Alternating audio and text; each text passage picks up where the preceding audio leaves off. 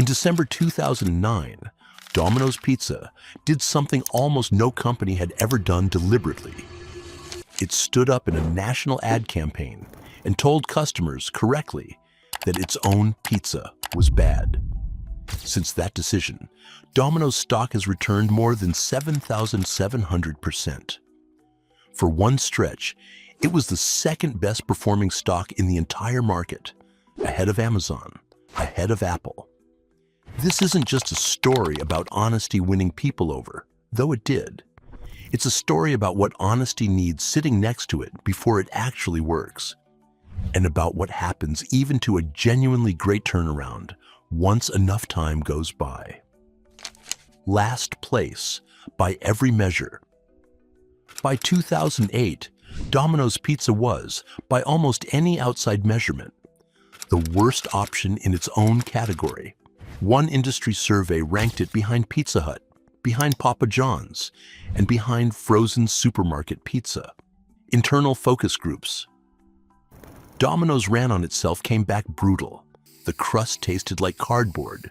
The sauce tasted like ketchup. One comment called the whole thing a boring, artificial imitation of what pizza could be.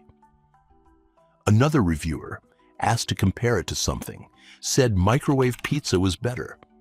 The recipe itself hadn't meaningfully changed in decades, even as competitors kept improving. The company's stock reflected the neglect, falling to about $2 a share by November 2008. A company nobody expected much from, making a product nobody particularly liked, sliding toward irrelevance in an industry it had once helped define. We screwed up. Most companies in that position do the same thing. Quietly reformulate the product, then launch a new and improved campaign, and hope nobody asks too many questions. Domino's, under then-President Patrick Doyle, did the opposite. In December 2009, it released a 4-minute documentary-style commercial in which its own executives and chefs sat in a conference room and read real customer complaints out loud, on camera, unscripted. There was no actor, no soft focus apologies set to gentle music. Doyle didn't hide from it. He appeared in the ad himself and said plainly that it was time to change. Inside the company's Ann Arbor offices, the harshest of those printed reviews had been posted on the walls, so no employee working on the fix could avoid seeing exactly what customers actually thought. Doyle later described the team working nights and weekends to get the new recipe right, treating the criticism less like an insult to survive and more like a to-do list to work through. The part that made the apology real. Here's the detail that separates this from every failed corporate apology you've ever rolled your eyes at.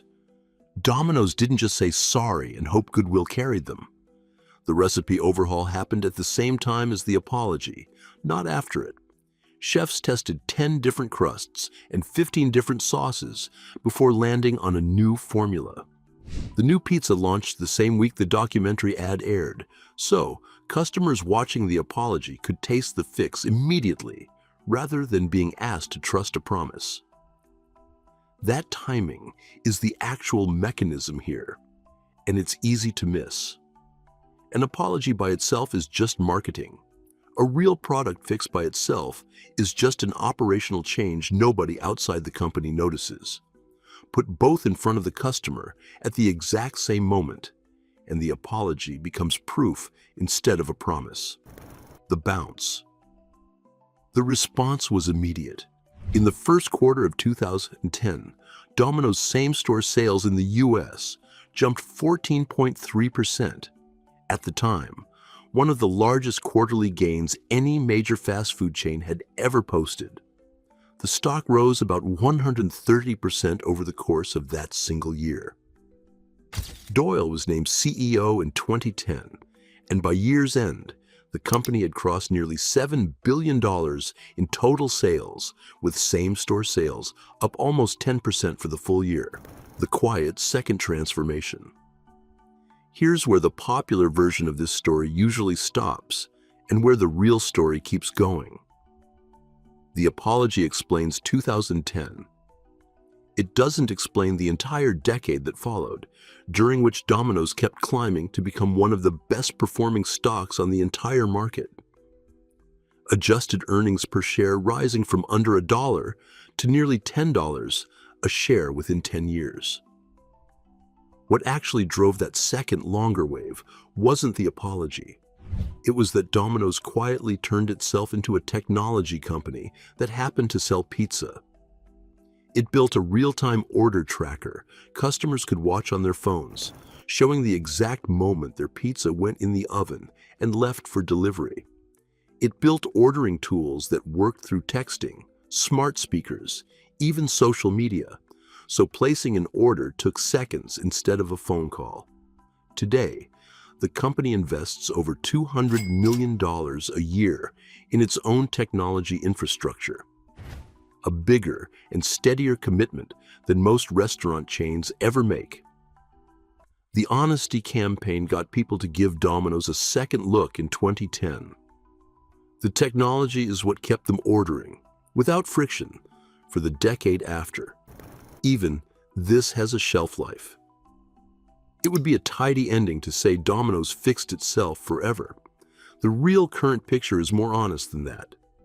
As of 2025, Domino's growth has slowed noticeably, even though the company keeps taking market share from Pizza Hut and Papa John's every single year. The reason isn't a return of bad pizza. It's that third-party delivery apps like DoorDash and Uber Eats now deliver almost every restaurant in America to almost every customer's door. Competition for delivery that essentially didn't exist a decade ago. Domino's spent a decade building one of the best delivery and ordering systems in the industry, and a new layer of competitors just made that advantage available to every other restaurant chain at once. Domino's hasn't collapsed. It's still gaining ground on its direct competitors, and investors have noticed that its stock has held up far better than most of the rest of its industry. But the company that once turned total honesty into total dominance is now facing the same lesson every company on this channel eventually runs into. No fix, however real, buys you permanent immunity from the next disruption. Here's the detail that should make you feel a little more confident about this specific company, though. In August 2026, Domino's ran a campaign paying customers $5 off their next order to beta test a newly redesigned website and app, explicitly asking for blunt feedback rather than assuming the redesign is already right. It's the same instinct as 2009, aimed at a different problem. Don't guess what's wrong. Ask, pay attention, and let the answer be uncomfortable if it needs to be. The lesson. An apology only works when it costs something real and arrives with something real attached to it. Domino's didn't just say the right words. It changed the actual recipe on the same day it admitted the old one was wrong. So, customers didn't have to take the company's word for it. They could taste it. That's the difference between an apology that rebuilds trust and one that just manages a headline for a news cycle. The second lesson is quieter, and it's the one worth sitting with the longest. Even a genuinely earned turnaround has an expiration date. Domino's did almost everything right for over a decade, and the market still found a new way to make that advantage smaller. Being right once isn't a subscription. It's a single payment that eventually runs out. Next time, a company that got a second chance most companies never get. Regulators stepped in specifically to keep it independent and protect its low prices.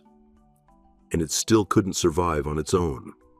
Subscribe if you want to see the pattern before it repeats.